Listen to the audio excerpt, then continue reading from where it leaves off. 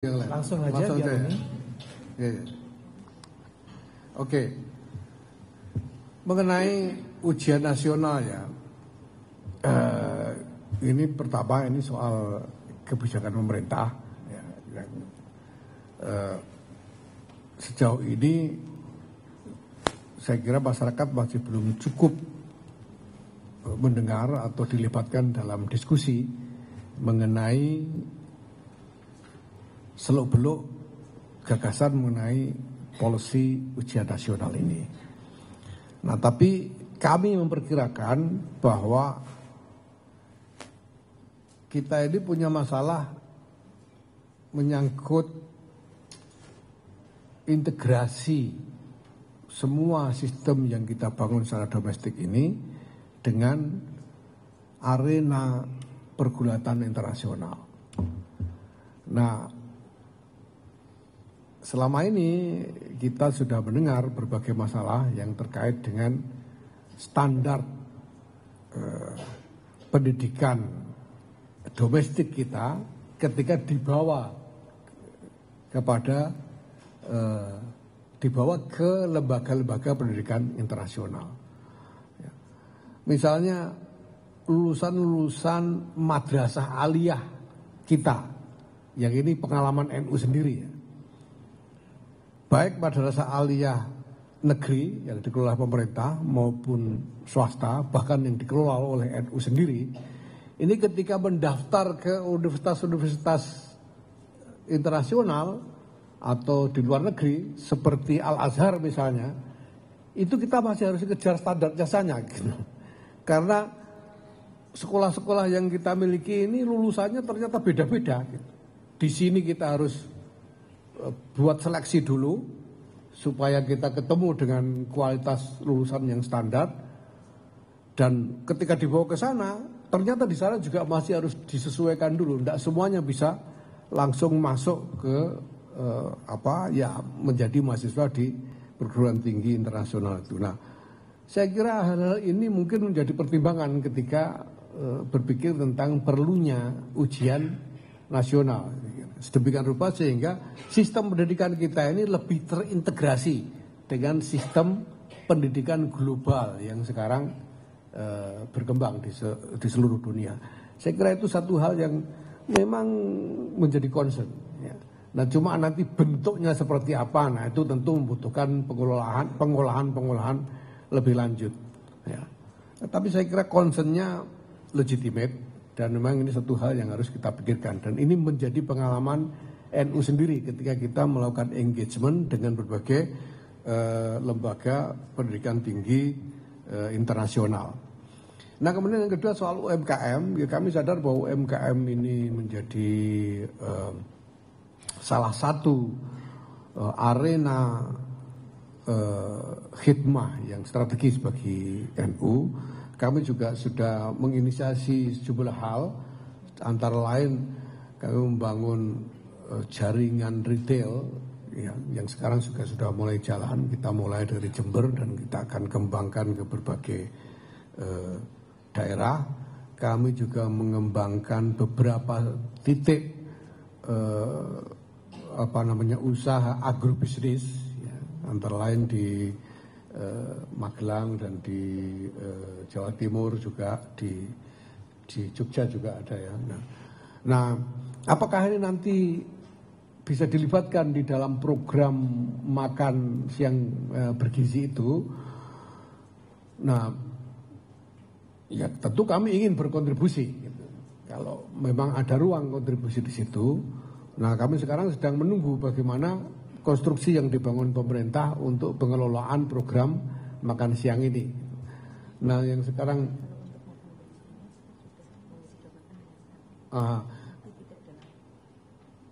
betul. Nah, jadi nanti mungkin Bu Alisa bisa memberi tambahan keterangan ya. Beberapa hal sudah mulai sebagai inisiasi ya, tapi ini sesuatu yang memang belum seluruhnya selesai. Gitu. Sekarang ini ada beberapa pesantren yang sudah dihubungi untuk dijadikan pilot project, ya, dijadikan tempat membangun pilot project bagi pelaksanaan makan bergizi gratis ini, ya ini semuanya nanti akan dijalankan dalam koordinasi dengan NU. Nah, mudah-mudahan dalam waktu dekat ini, karena kalau kita lihat pace-nya ini memang sangat intens ya, dan dikerjakan dengan cukup cepat. Nah, mudah-mudahan dalam waktu yang tidak lama lagi ini semuanya akan menjadi model yang lebih jelas.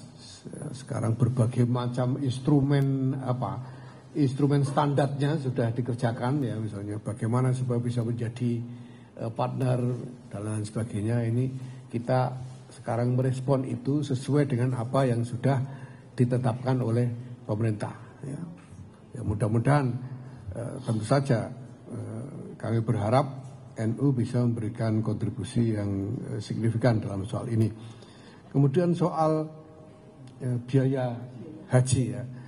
Biaya haji ini ya memang faktornya banyak, dan yang paling utama adalah faktor faktor valuta itu loh, nilai tukar, faktor nilai tukar gitu ya. Karena kegiatannya itu ada di Saudi sana ya, di Haromen, dan pakai uang Saudi bayarnya gitu. Jadi ya itu tergantung nilai tukar saya kira ya. Dan ini sesuatu yang tidak terelakkan. Kalau dilihat dari harga-harga di sana, menurut teman-teman yang selama ini terlibat di dalam pengelolaan haji, sebetulnya perubahan harga tidak terlalu signifikan. Jadi di sananya itu harga kira-kira ya stabil. Nah yang nggak stabil itu kan nilai tukarnya ini. Nah jadi kalau dihitung rupiah jadi berubah karena perubahan nilai tukar. Nah ini saya kira satu hal yang perlu dipahami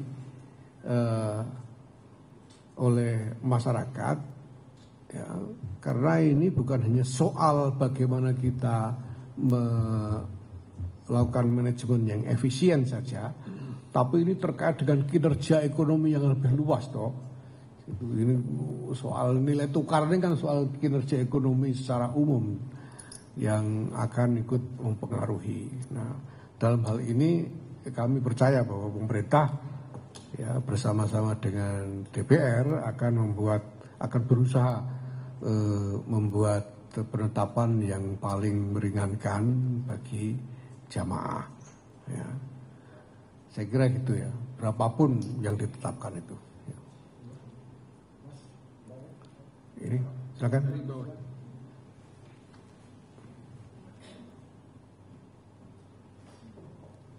Selamat siang Bu, sama saya Hira dari Pikiran. Ini sebenarnya ada out of topic sedikit dari pendidikan ini mengenai putusan MK yang baru saja diputuskan sama MK terkait dengan presidential threshold. Nah, harapan usianya sebagai ketua PBNU ini, MUI kan dikenal sebagai ormas Islam terbesar. Nah, kira-kira tanggapan mengenai presidential threshold itu seperti apa? Pertama-tama saya kira perlu dipahami ya bahwa posisi NU dan warganya di dalam hal ini kan hanya sebagai pencoblos. Kalau kita diberi kesempatan nyoblos, kita nyoblos itu aja. Nah soal siapa yang boleh nyalon atau tidak, ini kan domain dari aktor-aktor politik kelembagaan, ya, yaitu partai-partai, DPR, ya, dan lain sebagainya. Ya, saya kira ini perdebatan yang cukup lama dan sekarang kebetulan sudah menjadi keputusan MK. Ya.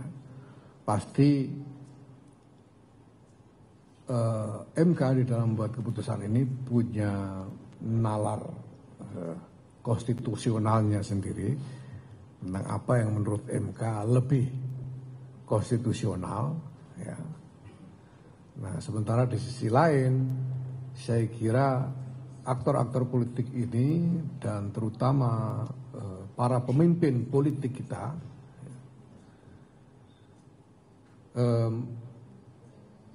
mempunyai visi tentang bagaimana konstruksi politik Indonesia ke depan harus diciptakan supaya ada keseimbangan antara tuntutan demokratisasi dan efisiensi manajemen politik nasional. Ya. Kita tentu tidak hanya berpikir pokoknya asal demokrasi dengan mengorbankan katakanlah sistem politik yang tidak efisien gitu ya. Tentu tidak. Ya. Tapi harus ada perimbangan tentang hal itu. Saya kira ini menjadi gagasan dari para pemimpin politik. Nah, buat kami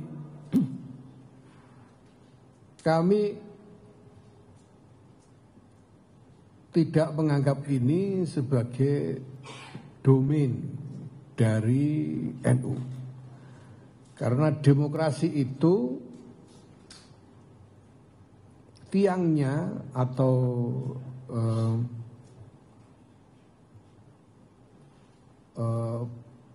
pondasinya adalah partai-partai politik. Jadi ini domain dari partai-partai politik. Ya, demokrasi kita, demokrasi melalui partai-partai politik. Maka pertama-tama bagi kami saya kira bahwa partai-partai politik itu harus diberi kepercayaan untuk membangun konstruksi demokrasi Indonesia yang lebih baik ke depan. Ya. Karena tidak mungkin demokrasi bisa berjalan tanpa partai-partai politik yang dipercaya oleh rakyat. Nah, kita butuh partai politik yang kuat dan kita butuh adanya kepercayaan atau trust dari rakyat kepada partai-partai politik ini sebagai jembatan yang menyambungkan aspirasi dari rakyat ini kepada agregasi politik di tingkat negara dan pemerintahan. Ya, nah, sekarang sudah ada keputusan MK seperti itu. Nah, tentu selanjutnya ya tergantung bagaimana lembaga-lembaga politik yang ada, mulai dari partai-partai, DPR, MPR, pemerintah di dalam merespon keputusan MK ini dan sampai kepada bagaimana nanti implementasinya di dalam pelaksanaan pemilu atau pemilihan presiden itu sendiri. Saya kira begitu. Jadi intinya kami tidak ingin masuk ke arena yang bukan menjadi domain kami. Ya. Apa yang bisa kami sampaikan hanya ya pandangan umum yang mungkin memerlukan diskusi yang lebih luas di tingkat publik. Ya. Terima kasih.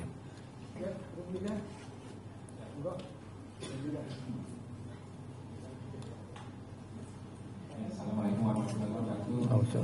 Gus, saya mau izin publik, Gus. Saya izin 3 pertanyaan saja, Gus. Yang pertama soal wacana kemarin Wakil Menteri Agama mewacanakan bahwasanya Ramadan nanti akan full selama Ramadan, ikut sekolah selama Ramadan itu. Nah, bagaimana Gus menanggapi soal wacana itu? Masih yang kedua, masih bersinambung dengan pertanyaan pertama.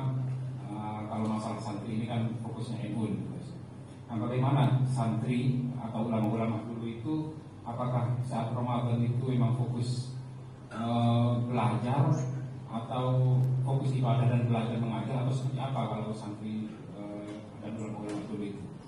Nah, kemudian yang ketiga tanggapannya soal PPN 12%. Nah, kemarin sudah pembatalan, cuma tetap dikenakan pajak untuk barang-barang lewat. Nah, bagaimana PPN itu menanggapi soal kebijakan terbaru itu? Terima kasih. Terima kasih. Soal libur ini yang libur apa gitu? Sekolah. Kalau sekolah itu sekolah yang mana? Nah, ya sekolah formal yang libur kan selama sebulan penuh. Jadi ya wacana, tapi kita udah pernah sekolah libur sebulan penuh itu dulu sudah pernah. Tidak libur juga sudah pernah. Ya. Dan kita sudah tahu apa yang kemudian bisa dilakukan selama liburan itu, sehingga saya kira ada evaluasi lah sejauh mana waktu libur selama Ramadan itu bisa memang lebih bermanfaat bagi anak-anak sekolah. Nah, maka menurut saya tergantung libur itu diisi apa. Kalau suruh libur, suruh tidur di rumah saja kan ya itu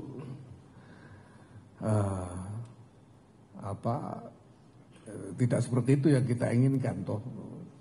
Karena kenyataannya sekolah sambil puasa juga tidak apa-apa. Itu sudah kita coba juga tidak apa-apa. Nah, kalau libur itu selama libur disuruh apa itu masalahnya. Ya. Nah, ini yang saya lihat selama ini belum pernah ketemu model yang bisa diandalkan.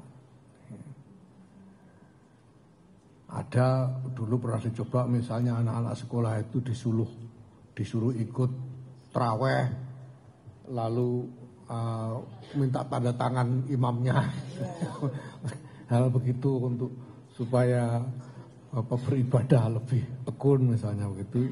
Tapi apakah itu model yang juga bisa kita andalkan? Ini tergantung kerangkanya ini kita mau suruh apa anak-anak sekolah ini selama Ramadan itu. Nah kalau di pesantren itu ya malah Ramadan itu lebih banyak ngajinya daripada di luar Ramadan gitu. Kalau di luar Ramadan itu ngaji paling-paling sehari 3 kali kalau pesantren rasional itu ya.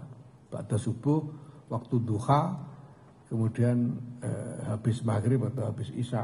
Tapi kalau Ramadan itu sehari bisa 6-7 kali ngajinya itu. Bisa sampai jam 12 malam menjelang sahur baru selesai. Jadi menghabiskan karena idenya adalah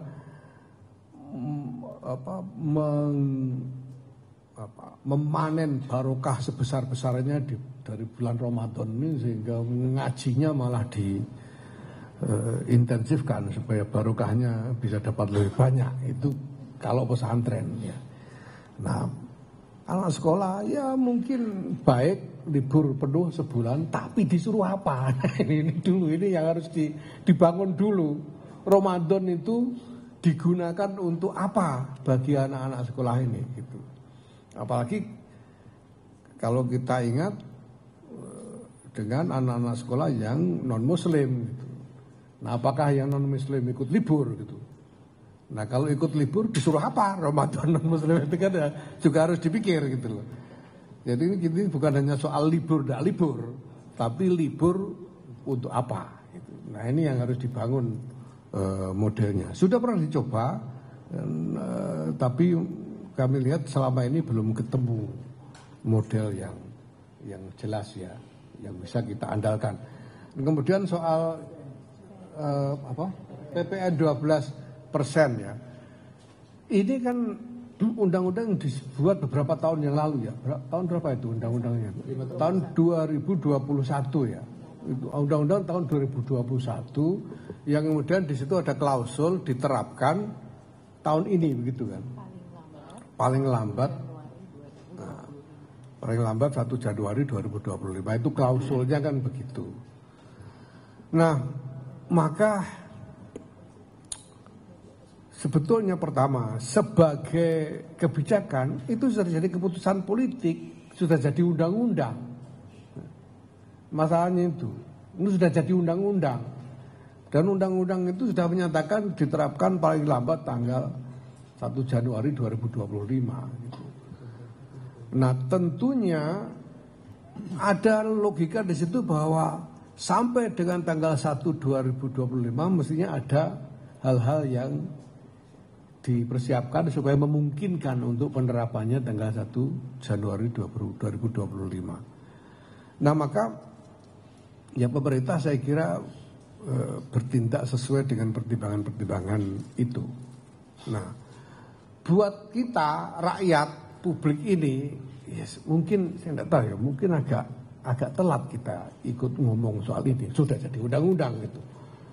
Mestinya dulu kita diajak ngomong juga, tapi 2021 itu kita nggak terlalu dengar soal ini.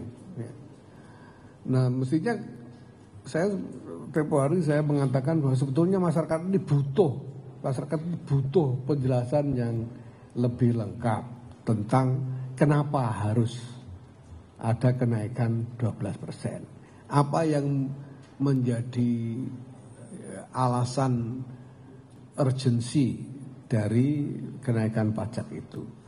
Dan apa yang bisa dijanjikan sebagai benefit untuk rakyat kalau itu naik. Kan ini bahan diskusinya harus itu. Sehingga kita bisa bicara. Nah, sementara hal-hal ini ya, memang belum cukup keluar dalam perbincangan publik. Gitu ya. Nalar fiskalnya bagaimana, bisa kita harus naik, ini kebutuhannya apa sih, gitu, dan sebagainya. Tapi itu sudah jadi undang-undang.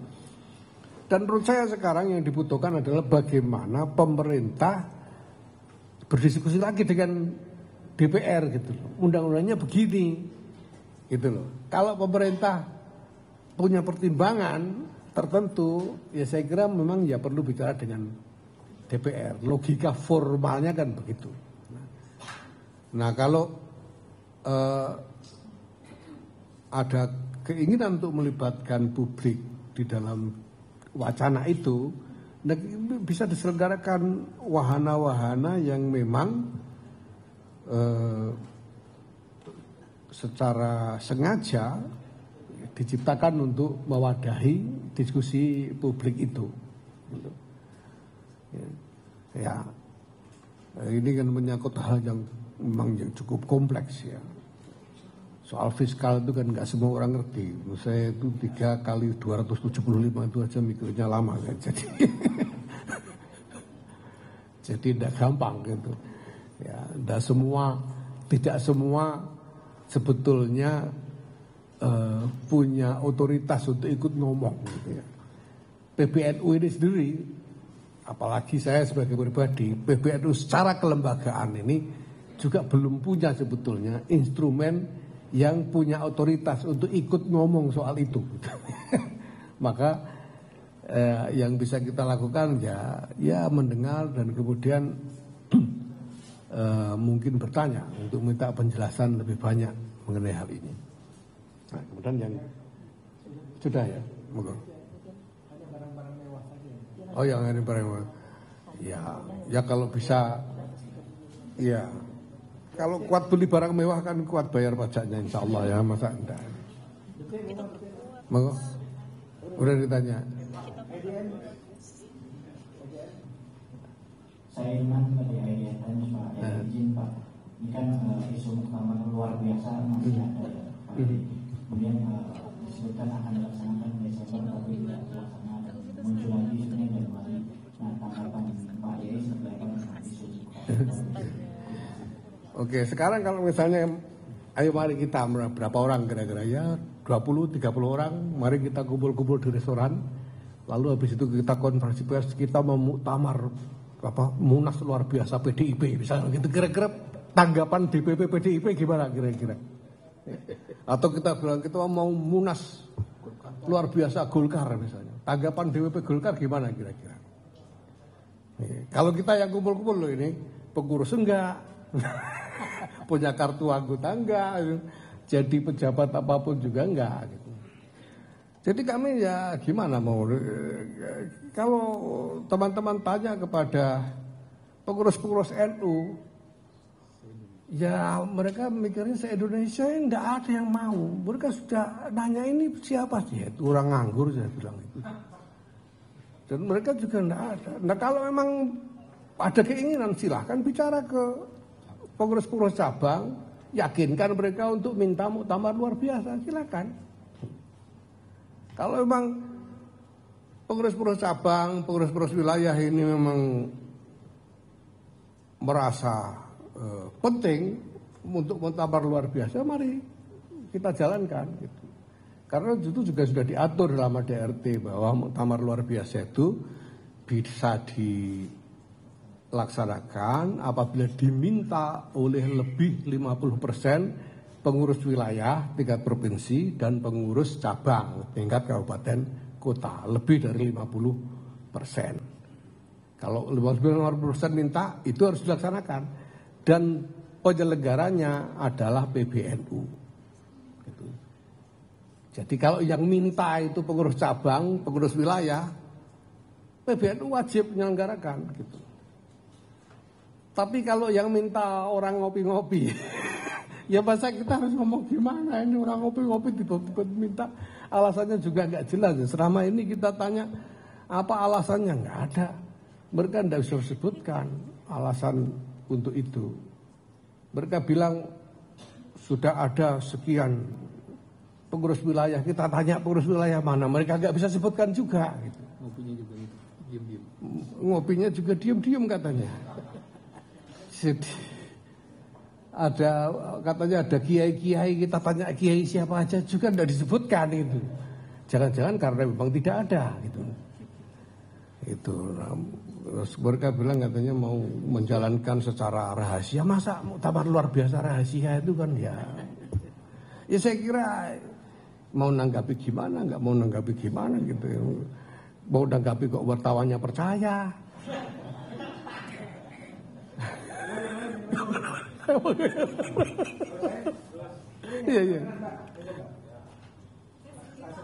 Iya. Langsung.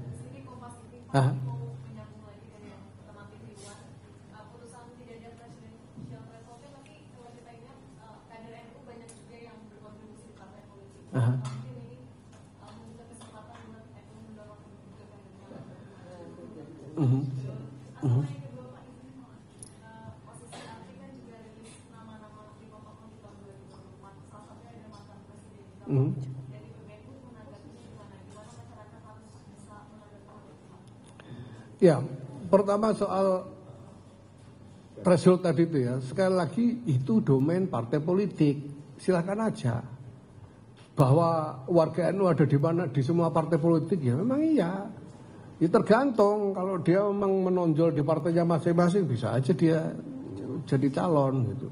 Tapi ya jangan sampai tiba-tiba orang bikin partai cuma sekedar mau nyalon gitu kan. Nanti kan kasihan KPU-nya itu, kasihan yang nyoblos juga kalau calonnya kebanyakan. Jadi itu juga perlu dipertimbangkan. Ya silakan saja di proses ya hal ini oleh lembaga-lembaga yang memang berwenang untuk itu, punya otoritas untuk itu, yaitu lembaga-lembaga politik, mulai dari partai politik ke DPR, MPR dan pemerintah. Ya, silakan saja. Nah kemudian soal yang itu ya, apa yang terkorup ya, tuduhan terkorup itu ya. Ini kan begini banyak. Ini NGO yang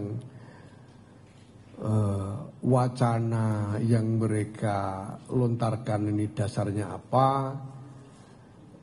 Publik sebetulnya juga tidak terlalu mengerti. Dan kita juga tidak tahu apakah ini cukup kredibel atau enggak. Gitu. Kalau yang menetapkan itu misalnya lembaga tribunal misalnya ya, pengadilan ya, apakah pengadilan internasional atau apa, itu soal lain. Tapi ini NGO ya. Saya juga baru ini dengar ada apa OCCRC itu ya baru kali ini saya dengar gitu ya. Jadi di Belanda itu memang banyak yang begitu. Nah, saya kira sejauh ini ya saya pribadi melihatnya sebagai bagian dari semacam kampanye politik saja, entah untuk tujuan pertarungan apa gitu. Tapi kalau kredibilitas kebenarannya saya kira itu masih sangat bisa dipertanyakan apakah itu kredibel atau tidak, karena orang siapa aja bisa bikin lembaga apa aja kemudian membuat kampanye dengan cara yang saya kira semua orang bisa asalkan ada biayanya. Untuk satu isu apa saja itu bisa. Ya. Dua lagi. Itu tadi. Oh ya. Perkenalkan saya dari CNBC Indonesia Pak. Ini bertanya Pak tentang update terkait ini Pak. Rencana untuk eksplorasi dan produksinya dilakukan kapan? Jika sudah dimulai, progresnya sudah sejauh apa dan sudah berapa hektar yang sudah dikerjakan? Lalu yang kedua Pak, berapa potensi produksi dan juga apakah ada rencana hilirisasinya? Jika ada sudah sampai mana? Lalu yang ketiga, apakah yang mengelola tambang seluas 26.000 hektar adalah dari pihak perusahaan tambang PBNU? Jika iya, bisa disampaikan strukturnya. Terima kasih. Oke. Ya. Jadi yang sudah keluar sekarang itu adalah WIUPK. Jadi wilayah izin usaha pertambangan khusus, karena ini merupakan kebijakan yang memang khusus diberikan untuk ormas-ormas. Dan kami memang sudah mendapatkan koordinat wilayahnya, itu ada sekitar 25-26 ribu hektar di Kalimantan Timur. Baru itu yang keluar. Nah kemudian masih harus dipersyaratkan macam-macam hal. Dipersyaratkan studi lingkungan, dipersyaratkan ini itu yang sekarang sedang dalam proses. Nah kami sesuai dengan yang disyaratkan oleh peraturan presiden itu sudah membentuk satu badan usaha yang dimiliki oleh koperasi. Koperasi itu adalah koperasi milik PBNU bersama dengan pengurus dan warga. Namanya apa ya, lupa saya. Strukturnya seperti itu. Dan kemudian membentuk satu badan usaha yang bergerak di bidang pertambangan. Ya. Badan usahanya itu namanya BUMN. Singkatannya itu. Ya, badan apa? Ya, saya lupa itu singkatannya. Nanti kita tanyakan ya. Dan dimiliki sahamnya oleh koperasi. Nah sekarang berbagai macam rangkaian dari persyaratan-persyaratan untuk memulai eksplorasi dan seterusnya masih sedang dipersiapkan, ya, belum selesai. Nah tentu saja nanti kami akan mengikuti ya, alur yang ada itu ya, karena ini izinnya sudah diberikan kepada kami ya, dan semuanya akan kami penuhi. Nah soal potensi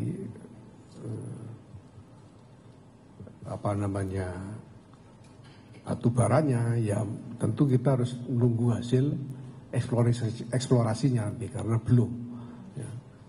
Sekarang izin untuk eksplorasi itu saja masih baru diproses gitu. Jadi kita belum bisa sebelum ada izin untuk eksplorasi ya. Ini masih dalam proses lah. Tapi wilayah izin usaha pertambangan sudah terbit sehingga untuk mendapatkan izin usahanya itu sudah bisa mulai diproses. Tapi itu sekian banyak persyaratan yang harus kita penuhi. Ya. Kemudian soal hilirisasi, nah ini tentu kami sementara ini memang belum sampai berpikir tentang bagaimana desain pengembangan dari usaha ini, ya, karena belum sungguh-sungguh mulai.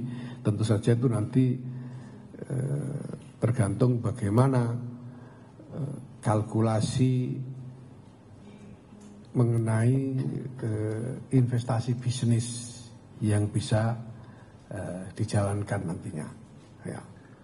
Ya jangan sampailah kita bisnis lalu seolah-olah dapat konsesi lalu NU rugi kan, ya jangan sampai. Kita ingin supaya tetap saja ada keuntungan dan pengembangannya bagaimana tergantung nanti.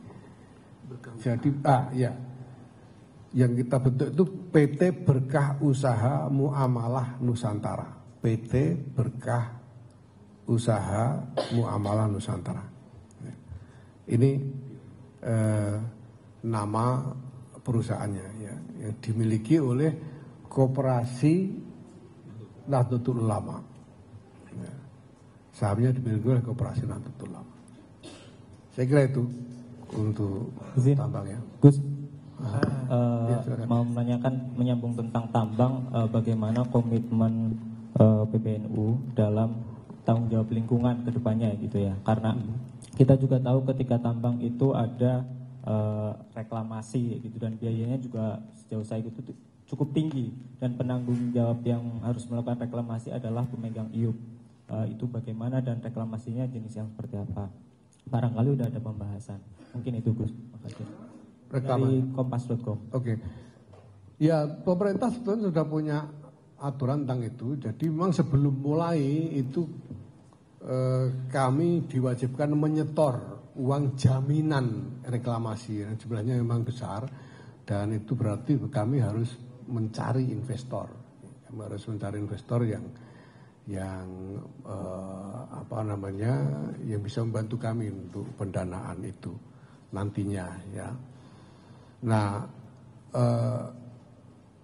reklamasi itu akan dilakukan. Jadi ini uang bukan artinya bukan hilang buat pemerintah ya, tapi nanti reklamasi itu akan dilakukan dengan menggunakan dana yang sudah disetor itu. Nah tentu itu nanti secara otomatis harus dijalankan. Kalau tidak dijalankan, ya itu jadi masalah hukum saya kira ya. Jadi memang ada kewajiban untuk itu, dan tidak mungkin tidak dijalankan sebetulnya. Ya, memang harus dijalankan. Saya kira belum seluruhnya. Nah sekarang kita sedang mencari, ya itu tadi mencari partner investor, karena menggalang dana yang besar itu juga bukan hal yang mudah ya.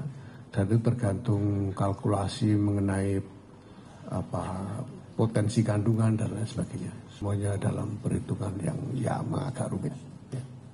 Baiklah teman-teman, mungkin kita sudahin. Dikit Gus, soal program prioritas dari PBNU sendiri di 2025 apa aja yang akan diprioritaskan utama. Kemudian yang kedua, menghindari Gus palsu Gus. Apa tips atau apa ya yang akan dilakukan oleh PBNU? Pertama kemudian, soal ya. Prioritas kembali tentang ini Gus, penegasan ke arah mana informasi dan transformasi digital. Oke. Terima kasih. Terima kasih.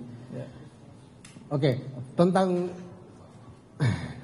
tentang program prioritas kami untuk 2025 ini, pertama-tama soal gerakan keluarga maslahat ini akan menjadi prioritas. Ya. Jadi kami akan cukup intensif memfokuskan energi sumber daya untuk gerakan keluarga maslahat NU ini. Dan yang kedua persis soal digital. Ya. Jadi soal digital ini pertama kita ini itu kan memang kami buat Digdaya NU itu. Jadi nanti semua data dan layanan NU ini akan kita tampung dalam satu platform digital. Nah, sehingga koordinasi bisa lebih mudah. Sekarang ini sudah jalan untuk administrasi, sudah jalan, dan kita sudah rasakan faedahnya. Segala sesuatunya menjadi jauh lebih efisien, proses menjadi jauh lebih cepat dan seterusnya. Dan sudah sampai mulai dari PBNU sampai ke tingkat cabang, ke kabupaten kota.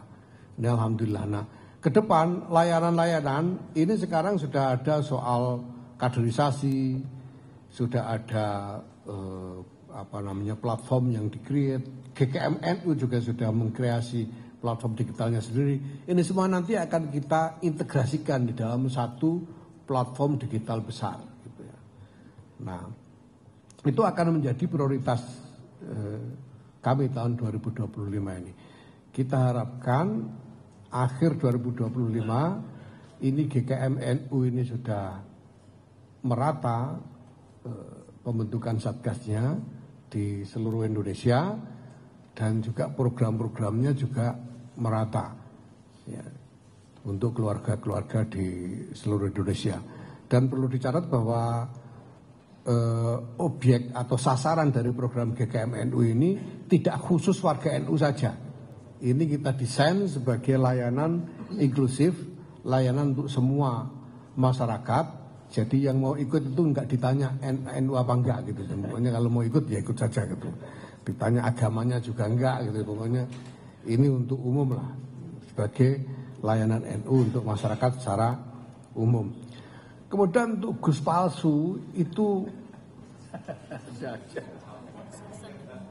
iya, selama ini tuh belum pernah ada mereknya Gus itu memang. Jadi kita mau bilang palsu ndak palsu itu juga susah. Menurut saya ya ini soal soal masyarakat aja lah gitu. Soal masyarakatnya. Kalau ngomong sarjana palsu misalnya kan kita bisa nanya ijazah dan lain-lain itu ya. Tapi kalau Gus asli itu tidak ada ijazahnya, Bu. Jadi kita juga nggak bisa ngomong apa-apa. Ya. Silakan aja. Kalau ada orang bilang Gus itu harus anaknya kiai, ya kiai itu kan macam-macam. Kiai itu ada kiai besar, ada kiai kecil, ada kiai tunggul wulung, ada kiai selamat dan lain sebagainya itu macam-macam. Jadi menurut saya ini bukan isu yang harus terlalu kita pikirkan. Biar aja. Orang pengen dipanggil Gus kok nggak boleh gitu ya. Ya tidak apa-apa lah. Silakan saja gitu ya. Baiklah teman-teman, kopinya udah habis ya. Oke, gitu ya. Terima kasih semuanya teman-teman ya. Kita ketemu lagi pada mudah-mudahan kita bisa lakukan ini secara reguler. Ya, reguler. Nanti ketemu lagi. Terima kasih banyak atas segala kehadirannya. Mohon maaf atas segala kekurangan. Wassalamualaikum warahmatullahi wabarakatuh.